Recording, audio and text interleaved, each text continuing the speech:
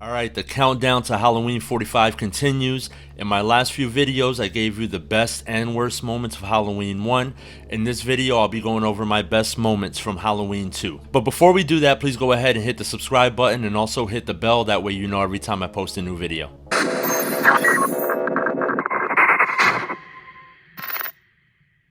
Alright, so let's get started on the best moments of Halloween 2. This all occurs on the same night as Halloween 1. And let's just go ahead and jump right in. In my number 10 spot is toward the end of the movie. That's when Dr. Loomis gives Laurie Strode the gun. She refuses to take it first, but she takes it. When Michael finally corners her and he's walking toward her with the scalpel, she picks up the gun and she's able to shoot him in both eyes, creating one of the coolest effects in the movie, and that's when we see the blood tears. I thought it made for a great moment because at this point he could no longer see and he's forced to use his ears and swing wherever he hears sounds. Of course, Dr. Loomis and Laurie Strode turn on the tanks and he's following the sound and trying to reach his target and he can't do it. But I thought the blood tears moment was one of the coolest moments in that movie just from the look alone. In my number 9 spot is when the nurse is looking for Dr. Mixter. And she finds him in his office and she's talking to him and he's not responding. So she spins the chair around and he's got the needle in his eyeball. While that was a great moment, what was even better is when she's starting to back up slowly and behind her it's pitch black, but then Michael's face slowly comes into the light and that just makes one of the coolest moments. And on top of that, she also takes that needle to the eyeball. In this movie, they went for a more of a gruesome take, so John Carpenter didn't want to do that in the first movie. He wanted to use theater of the minds, so you didn't really see too much gore. You have Friday the 13th and all these other movies that were coming out using a lot of gore, so the audience was wanting to see more of that, so he felt kind of forced to put a little more gore into this movie. But I thought that moment of seeing Michael's face slowly coming to light, it's one of those moments that stands out to me and it's always stuck in my head from the first time I've ever seen it. Next up in my number 8 spot is going to go back to the very beginning of the movie. Right after they recap what happened at the end of Halloween 1 and Dr. Loomis makes his way downstairs, find that Michael is gone. The neighbor comes out of the house and he's wondering what's going on and he says, "What's going on out here? Call the police. Tell the sheriff I shot him. Who? Tell him he's still on the loose. Is this some kind of joke? I've been trick-or-treated to death tonight." You don't know what death is. And I thought this made for a great moment because after all the events that we saw in Halloween 1, Dr. Loomis saying you don't know what death is kind of sets us up as the audience to say things are about to get a lot worse. We're about to see a higher death count, we're about to see more gruesome kills, and it just made for a really cool moment. In my number 7 spot is going to be when Michael walks into the Elrod house to get the knife. And the reason I say this is one of the top moments, though nothing happens, there's no kill, he never attacks the Elrods. We do get that great scene where he picks up the knife and leaves the blood on the counter and Mrs. Elrod screams. And to me, an even better moment was that first time that we're looking at the Elrods from like the TV point of view, looking back at them. And we see Myers in the background walk into the kitchen. And he stops and he looks at the Elrods for a second. And this is the first time that we see the Halloween 2 mask. Now it's the same mask from part 1, but at this point it's been sitting under Deborah Hill's bed. She was a heavy smoker, so the mask yellowed a lot. And then Dick Warlock was playing Michael Myers this time around. It wasn't Nick Castle, so the shape of his face was different. So it really made for a different looking mask, and it's the first time we get to see what that mask looks like in Halloween 2. And to me, the Halloween 2 mask, though it's the same one as Halloween 1, just looks a lot scarier to me. I've always said that. If you watch any of my other videos, I've always said the Halloween 2 mask, to me, is way scarier looking. In my number 6 spot is going to be the parking lot chase. So at this point, Laurie Strode has already been trying to escape Myers on the inside of the hospital, and she makes her way to the outside, to the parking lot. She finds that all the tires are flattened, she can't start the car, Jimmy's incapacitated. She gets out of the car and she sees Myers across the parking lot, and he's under this red light, and it just makes that scene so scary because she just realized that she didn't escape him the way she thought she did. She starts trying to make her way back to the hospital.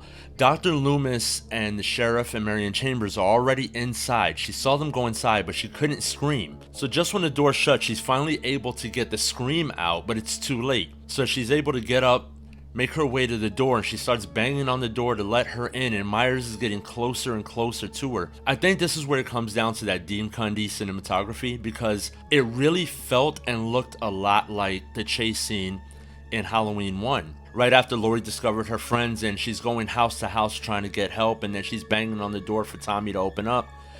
It had that same feel to me, like when you watch that moment in Halloween 2 and she's banging on the hospital doors and she's desperately looking for help, and Myers is getting closer and closer. It looked the same, it felt the same, the vibe was perfect, so it just made one of the best moments in the movie.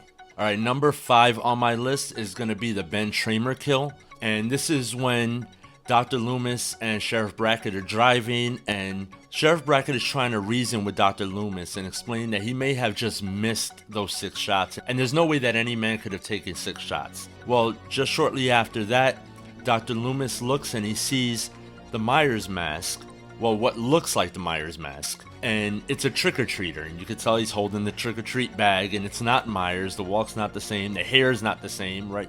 So today we know it as the Ben Tramer mask. So at that point, Dr. Loomis can't tell the difference, Sheriff Brackett doesn't know either, so they get out of the car, Dr. Loomis pulls the gun, and we're starting to see a lot of that unhinged Dr. Loomis, because at this point, he doesn't even care to prove that it's Michael Myers under the mask. Like, it's Halloween, everyone's wearing a mask.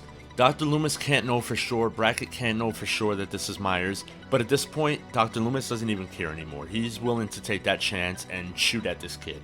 Of course, Sheriff Brackett stops him, pushes Dr. Loomis's hand in the air. Ben Tramer looks back to see if he's getting away, and just in that moment, the cop car comes along and smashes him right into a van. The van explodes. Ben Tramer dies horribly in this fire. I think it's one of the best kills, even though it wasn't a kill by Michael Myers. You know, it was an accidental kill, but it made for one of the most memorable scenes in this movie. Alright, in my number 4 spot is probably a line I quote the most, and it's, "I shot him 6 times." Now this happens at the very beginning of the movie. This is right after the title credits, and we see Myers from the first person view walking through the dark alleyway, and he sees the cop car at the end of the alleyway. Dr. Loomis runs up to the car and we hear him shouting, "I shot him 6 times, I shot him 6 times." He says, "I shot him right in the heart." And then again, "I shot him 6 times. He just keeps repeating it over and over. 6 times? What? I shot him 6 times. I shot him in the heart. Can't have gotten very far. Come on. I shot him 6 times. This guy. And I know a lot of people say that's one of the worst moments.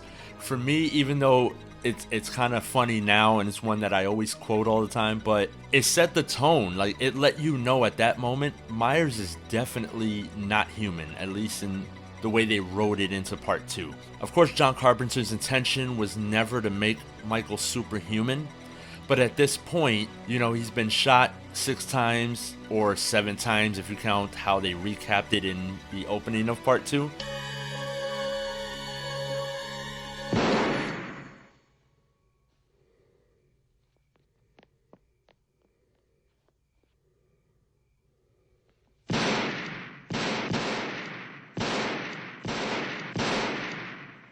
But this moment lets us know that Michael is definitely not human. He's taken more shots than anyone should have been able to survive, including a fall off the balcony. He gets up and just walks away. So at this point, we're really starting to see the unhinged Dr. Loomis. He's screaming, "I shot him 6 times, I shot him in the heart, I shot him 6 times. He's lost it at this point. Now he's convinced we're dealing with a monster.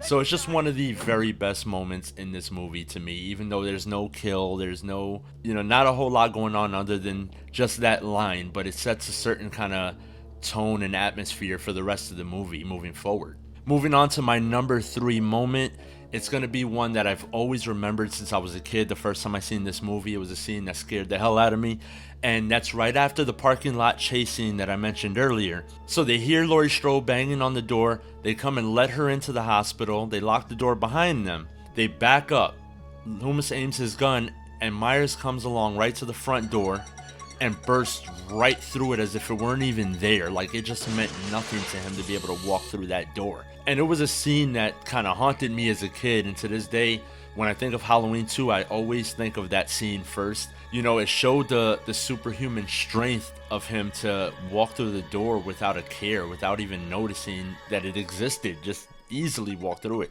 Alright, number 2 is probably gonna be a little bit weird because most people probably would never think to put this in a top 10 video, but this is gonna be from the television version of Halloween 2, and anyone who's seen any of my past videos about Halloween 2 or where I've mentioned it, I absolutely love the TV version of this movie. I think it's way better than the theatrical cut because of a lot of the things that got cut out of the movie, like we find out how the lights were cut out in the hospital, which is something we don't see in the theatrical. But there is one particular scene, and it's at the very, very end of the movie. If you remember when they put Laurie Strode in the ambulance, and the ambulance is starting to drive off, we get an interior shot of the ambulance, and we see Laurie Strode laying there on the stretcher. On the stretcher next to her is what we think is a body, but then the body sits up, and you only see the sheet start to sit up. You start to think, okay, Michael Myers is not dead. He survived it, and they put him in the same ambulance with Laurie Strode. But then the sheet drops down, and it turns out Jimmy survived the entire time. Now, in the theatrical cut, you have to assume that Jimmy didn't survive. When he collapsed and landed on the car horn, you have to assume that at that point he died. He was done. But the TV version lets us know that there were actually 2 survivors, and that was Laurie Strode and Jimmy. And my number 1 moment is going to be the very climax of the movie, and that's at the very end when Dr. Loomis lights the lighter and blows up the entire surgical room. Laurie made her escape. She sees the blast. She's laying on the floor. She thinks it's over. Dr. Loomis is dead. Michael Myers is dead. There's no way anyone could have survived that. And sure enough, out walks Michael Myers completely on fire. Like, whatever rage was inside of him, the blast couldn't stop him from making one last attempt to get his sister.